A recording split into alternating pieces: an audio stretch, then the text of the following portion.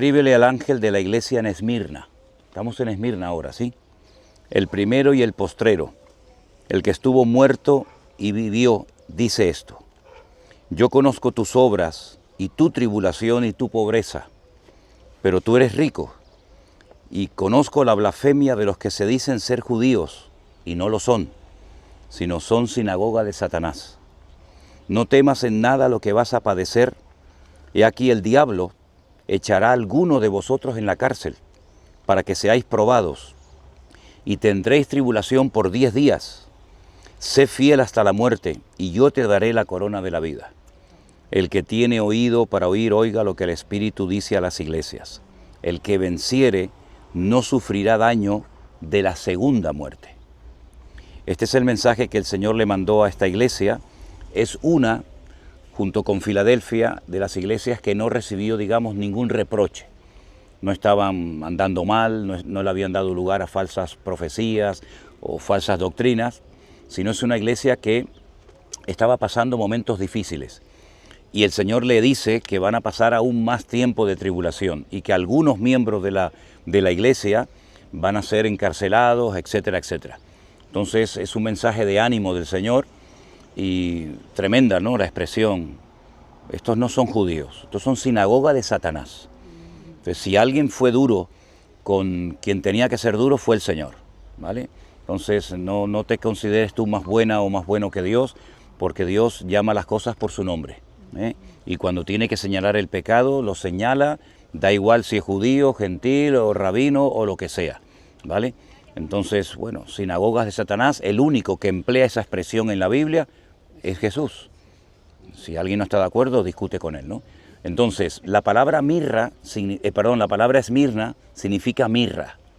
La mirra era un elemento indispensable que se utilizaba para el embalsamar a cadáveres en los entierros. Desen cuenta de que era algo de muy alto valor, hasta el punto que en el nacimiento del Señor Jesucristo o en la visita de los magos de Oriente le traen oro, incienso y mirra, ¿vale? Entonces en esta ciudad significa eso, significa mirra. Y un ágora no era otra cosa más que el centro comercial de la ciudad. Cualquier persona que quería vender un artículo, cualquier persona que tenía un mensaje, cualquier persona que tenía algo que transmitir, ¿a dónde venía? Aquí, al ágora. Entonces, realmente es enorme, ¿no? Vemos que hay una parte a cielo abierto y, como decía Arte, como llovía mucho, pues la gente se metía por abajo y vendía sus productos y todo eso.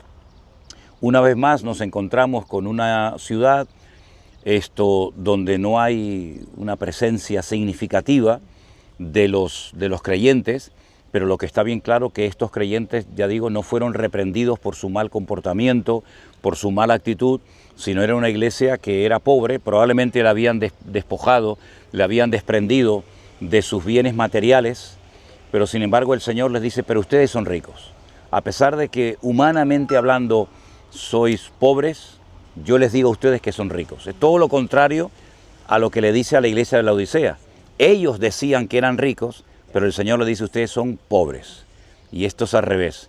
Ellos tal vez pensaban, somos pobres, no tenemos recursos, tal vez no somos muchos, etcétera, pero delante del Señor ustedes son ricos. Entonces lo importante no es el concepto, la idea que uno tenga de sí mismo. Tú puedes tener un concepto muy elevado de tu persona, pero lo importante es qué opina Dios de ti. ¿Qué opina Dios? Si el Señor estuviera aquí presente en esta mañana, que lo está, pero digamos de una forma visible para hablarnos, ¿qué concepto, qué piensa Él de mí? Pues claro, la gente puede decir, no, es que este es esto, yo soy esto o aquello, pero el concepto que tenía el Señor de la iglesia, tanto de la Odisea como de la de Esmirna o de la que sea, eso es lo realmente importante, porque delante de los hombres podemos ser héroes, delante de las personas podemos ser famosos, reconocidos, admirados, etcétera, pero ¿y delante de Dios? Delante de Dios, eso es lo que realmente interesa, ¿no? Porque a veces la apariencia exterior engaña, ¿no? Ya se lo dijo el Señor a Samuel, ¿eh? Y Samuel no era un tontito, Samuel era un gran hombre de Dios, y cuando él fue a ungir al siguiente rey de Israel, porque Saúl había sido un fracaso, pues él fue a ungir al primero. Y el Señor le dijo, no te equivoques, Jehová de los ejércitos no mira lo que ustedes miran. Él mira el corazón y prueba los corazones. Y al final resulta que el que no pintaba nada, el más pequeño, que ni siquiera lo habían invitado, porque es increíble, cuando llega Samuel a la casa de Isaí, en Belén le dice, mira, yo vengo para ungir al siguiente rey de Israel, reúneme a todos tus hijos. Y a David no lo llaman. Y dice, pero bueno, por eso Samuel pregunta, ¿tú tienes algún hijo más? Ah, sí, sí. Uno que está por allá perdido, ¿no? Dice, pues no vamos a comer. Mira cómo se dieron prisa, ¿eh? No vamos a comer hasta que venga. Yo lo fueron a buscar a los 5 minutos, Entonces apareció y dijo, ese es. Ni siquiera su padre terrenal, se acordaba de él. Sin embargo, cuando entró le dice, cuidado porque estás delante del ungido de Jehová, ¿no? Entonces es muy importante saber y tener en cuenta que Dios también tiene un criterio y Dios también tiene una opinión personal de cada congregación y de cada vida. Y lo importante es que nuestra opinión o mi concepto coincida con el de Dios, porque si no coincide con el de Dios, apañado vamos. No es Él el que tiene que seguirme a mí, sino somos nosotros los que tenemos que seguirle a Él, ¿no? Así que esta ciudad de Esmirna, fíjense lo importante que tiene un puerto, y eso es muy importante. El tener un puerto te da apertura al mundo para enviar y para recibir mercancías. Por eso esta ciudad probablemente fue escogida para establecer aquí una congregación, porque lo que aquí pasaba se extendía por todas partes. Ahora, veníamos hablando, Arte y yo, en el camino, que no hay constancia bíblica, no se puede demostrar con la Biblia que Pablo estuvo aquí, tampoco que Pablo estuvo en la iglesia de la Odisea. Hay referencias, ¿no? Cuando él dice, quiero que cuando esta carta sea leída en la iglesia se la manden a los hermanos de la Odisea para que también la lea. Evidentemente él tenía una influencia tremenda, pero lo que es interesante es que la iglesia de Éfeso, que es la que vamos a ver hoy, que es, digamos, entre comillas, la principal, era como una especie de iglesia madre. Pablo estaba en la iglesia madre, en la iglesia central, y de ahí salían obreros, tenía muchos colaboradores, ¿no?, que iban por diferentes ciudades abriendo obras. Es decir, era un trabajo en equipo. Había una persona que dirigía, una persona que coordinaba, pero la iglesia de Éfeso fue una iglesia que produjo iglesias hijas. Anexos los llaman en otros países, ¿no? Bueno, tenemos una iglesia central y tenemos anexos por aquí, tenemos anexos por allá. Entonces estamos en un lugar muy importante, porque esta iglesia de todas las 7 es una, junto con la de Filadelfia, que no recibe ningún reproche. A mí lo que me llama la atención cuando veo al Señor Jesucristo hablándole, mandándole mensajes a cada una de las iglesias, es que cómo sabía Él perfectamente cómo estaba su iglesia en esta ciudad, en la otra ciudad, aquí y por allá. A veces no tenemos mucha idea, no creo que sea por falta de información lo que está pasando en Colombia, lo que está pasando en Perú, lo que está pasando en España, pero el Señor tiene toda la información. El Señor sabe perfectamente cómo está el estado general de su iglesia. Y Él sabe que hay iglesias que lo están haciendo bien, pero siempre es la minoría. De las 7, solamente hay 2 que no reciben reproche. Luego siempre hay una minoría, lo que llama la Biblia un remanente fiel, que permanece apegado al Señor y a su palabra. Es como cuando el Señor sanó a los 10 leprosos, dice que solamente volvió 1.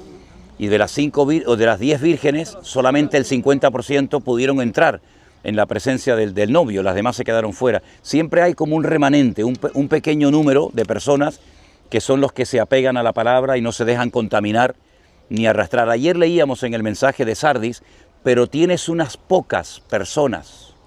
Sí, una iglesia entera, pero el Señor dice no, pero no son todos, cuidado. Hay unas pocas personas que todavía no han terminado de renunciar a la santidad, a la obediencia y al orden. Quiera el Señor que nosotros formemos parte de ese pequeño grupo de personas fieles, apegadas a la palabra, a pesar de las circunstancias, a pesar de la influencia que todos recibimos, que el Señor nos ayude a mantenernos fieles en estos tiempos difíciles y peligrosos en los que estamos viviendo. Porque no cabe la menor duda que estamos viviendo tiempos de cambios y esos cambios traen en algunos momentos crisis. Hay cambios que son buenos y necesarios. Hay otros cambios que nunca tienen que producirse. Pero sea como sea, estamos en tiempos de crisis. La familia está en crisis a nivel mundial. Estaba leyendo que, por ejemplo, aquí en Esmirna, el tema de los sexos y todo esto, como que es una de las ciudades más abiertas, ¿no?, y más modernas. de toda la Turquía. Pero no confundamos ser modernos con ser liberales.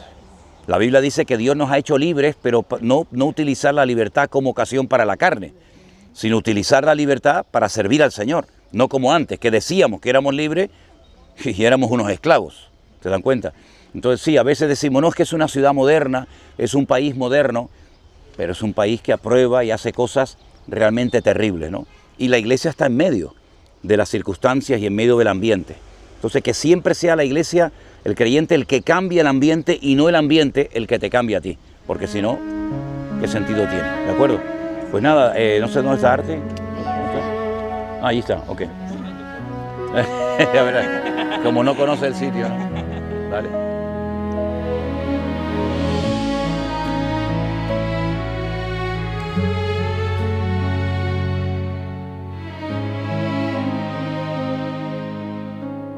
En Esmirna arde la herida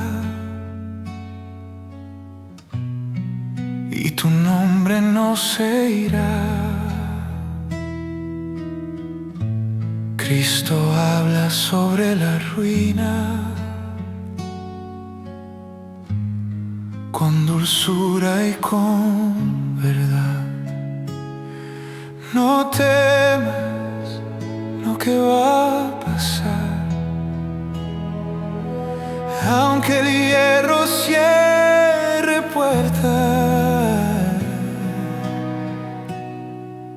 Sé fiel hasta el final, sé fiel hasta el final. Si la noche me quiere herir, tu mano me sostendrá. Sé fiel hasta el final, sé fiel hasta el final. Y me da, Señor amado, la corona de la vida.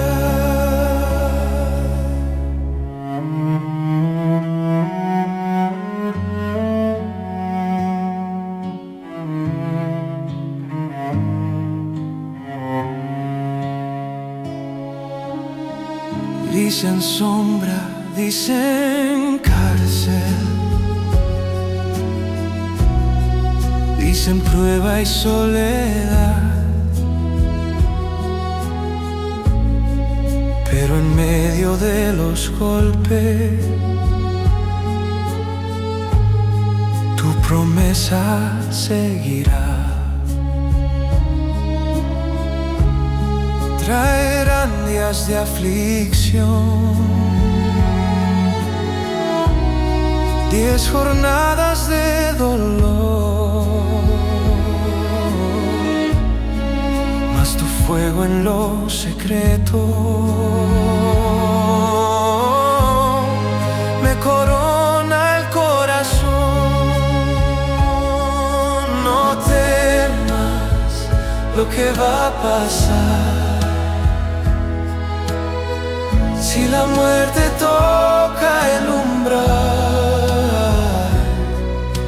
tu voz me vuelve a levantar. Sé fiel hasta el final. Si la noche me quiere herir, tu mano me sostendrá. Sé fiel hasta el final, sé fiel hasta el final.